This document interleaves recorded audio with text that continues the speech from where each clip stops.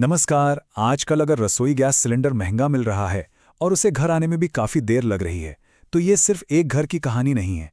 असल में भारत एक बड़े एलपीजी संकट से गुजर रहा है। तो चलिए आज इस मामले की गहराई में उतरते हैं और समझते हैं कि आखिर ये सब हो क्यों रहा है। तो सबसे बड़ा सवाल यही उठता है ना, कि आखिर ये सिलेंडर इतना महंगा और लेट क्यों हो रहा है। जैसा कि मैंने कहा, ये सिर्फ एक या दो घरों की बात नहीं है, बल्कि ये एक पूरे देश की समस्या है। तो चलिए आज इसी पड़ताल में हम इन सारे सवालों के जवाब ढूंढते हैं। तो देखिए, हम इस पूरे मुद्दे को 5 हिस्सों में समझने वाले हैं। सबसे पहले देखेंगे कि रसोई पर इसका क्या असर हो रहा है, फिर सरकार के नए नियम क्या हैं, संकट की असली वजह क्या है, कीमतों और सब्सिडी का पूरा गणित क्या है, और आखिर में आगे का रास्ता क्या हो सकता है। तो चलिए सबसे पहले बात करते हैं पहले हिस्से की, रसोई में जो एलपीजी का संकट है और इसका हम सब पर सीधा असर क्या पड़ रहा है। 7 मार्च 2026 ये वो तारीख है जब घरेलू एलपीजी सिलेंडर के दाम सीधे सीधे 60 रुपए बढ़ गए। अब जाहिर सी बात है, इस एक फैसले ने देश के करोड़ों परिवारों का महीने का बजट हिला कर रख दिया। और बात सिर्फ घरों तक ही नहीं रुकी। जो कमर्शियल सिलेंडर होते हैं ना, जिन्हें होटल और रेस्टोरेंट वाले इस्तेमाल करते हैं, उनकी कीमतों में तो और भी बढ़ा, मतलब 115 रुपए का उछाल आया। तो इसका सीधा मतलब क्या हुआ? यही कि बाहर खाना पीना भी अब महंगा होने वाला है।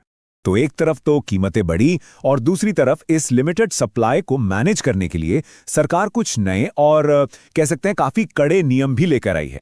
अब इनमें सबसे बड़ा नियम है रीबुकिंग को लेकर। मतलब अब अगर कोई शहरी इलाके में रहता है तो एक सिलेंडर बुक करने के बाद दूसरा बुक करने के लिए कम से कम 25 दिन रुकना पड़ेगा। और ग्रामीण इलाकों के लिए तो ये गैप और भी ज्यादा है, पूरे 45 दिन। अच्छा, इसके अलावा भी कुछ और पाबंदियां लगाई गई हैं। जैसे जिन घरों में पीएनजी यानी जो पाइप वाली गैस होती है उसका कनेक्शन है, उन्हें अब एलपीजी सिलेंडर नहीं दिया जाएगा। होटलों और रेस्टोरेंट्स की सप्लाई भी घटाकर उनके कोटे का सिर्फ 20% कर दी गई है। ऐसा इसलिए ताकि घरों के लिए सप्लाई बनी रहे। और हाँ, एक और जरूरी बात, सब्सिडी लेने के लिए अब हर साल ई-केवाईसी कराना यानी अपनी पहचान को डिजिटली कंफर्म करना जरूरी हो गया है। तो अब मन में ये सवाल आता है कि आखिर सरकार को इतने कड़े कदम उठाने की जरूरत पड़ी ही क्यों? चलिए अब इस संकट की असली वजहों को समझते हैं, जो सिर्फ देश तक ही सीमित नहीं है बल्कि ग्लोबल लेवल पर फैली हुई हैं। देखिए, संकट की असली जड़ यहीं छिपी है। भारत अपनी एलपीजी की जरूरत का एक बहुत बड़ा हिस्सा, करीब 60% बाहर से मंगाता है। मतलब हम इंपोर्ट करते हैं और देश में उत्पादन होता है सिर्फ 40%। तो ये जो इंपोर्ट पर हमारी इतनी बड़ी निर्भरता है ना, यही हमारी सबसे बड़ी कमजोरी बन गई है। और पता है, इस निर्भरता की वजह से क्या होता है? हम हॉर्मुज़ जलदमरू मध्य जैसे समुद्री रास्तों पर बहुत ज्यादा निर्भर हो जाते हैं। ये समझिए कि ये एक बहुत ही जरूरी समुद्री हाईवे है, जहां से भारत का लगभग 85 से 90% एलपीजी इंपोर्ट होता है। अब पश्चिम एशिया में जब भी कोई जियोपॉलिटिकल टेंशन होती है तो उसका सीधा असर इस रास्ते पर पड़ता है। मतलब हजारों किलोमीटर दूर का तनाव सीधे हमारे किचन तक असर डाल रहा है। इसको दूसरे शब्दों में कहें तो हमारे देश में जितनी एलपीजी की डिमांड है, उसका सिर्फ 41% ही हम खुद बना पाते हैं। और इसी वजह से भारत आज दुनिया का दूसरा सबसे बड़ा एलपीजी इंपोर्टर है। ये आंकड़ा ही संकट की गंभीरता बताने के लिए काफी है।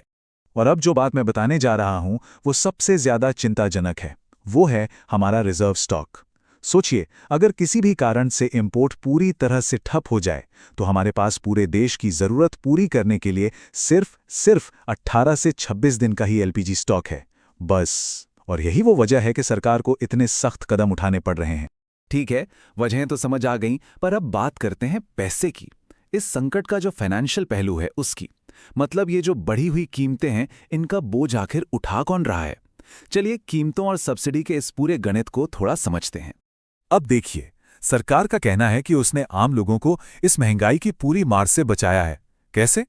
भाई, इंटरनेशनल मार्केट में तो एलपीजी की कीमतें 41% तक बढ़ गईं, लेकिन ग्राहकों पर उस बढ़ोतरी का एक बहुत छोटा सा हिस्सा ही डाला गया। तो फिर सवाल यह है कि बाकी का पैसा कहाँ से आ रहा है? इस अंतर की भरपाई कौन कर रहा है? तो हो ये रहा है कि तेल कंपनियों को जो भारी घाटा हो रहा है, उसे कम करने के लिए सरकार ने 30,000 करोड़ रुपए के मुआवजे को मंजूरी दी है। आप सोच सकते हैं ये कितनी बड़ी रकम है। और सब्सिडी को लेकर भी एक बहुत बड़ा अपडेट है। याद होगा, 31 दिसंबर 2025 तक हर साल ई-केवाईसी पूरा करना ज़रूरी कर दिया गया था।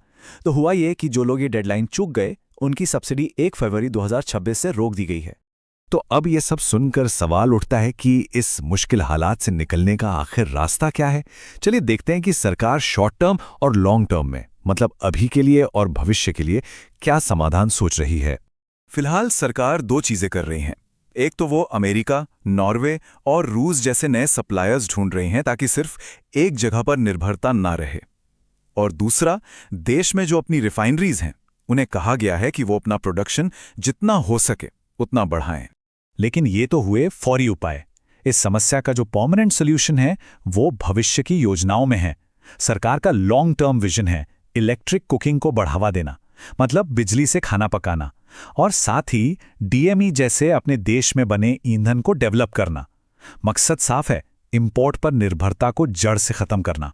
और यहीं पर आकर हम इस पूरी बातचीत के सबसे बड़े और सबसे जरूरी सवाल पर पहुंचते हैं कि क्या ये संकट भारत को एनर्जी के मामले में आत्मनिर्भर बनने की तरफ धकेलेगा। ये एक ऐसा सवाल है जिसका जवाब तो खैर भविष्य ही देगा, लेकिन इस पर सोचना हम सब के लिए बहुत जरूरी है।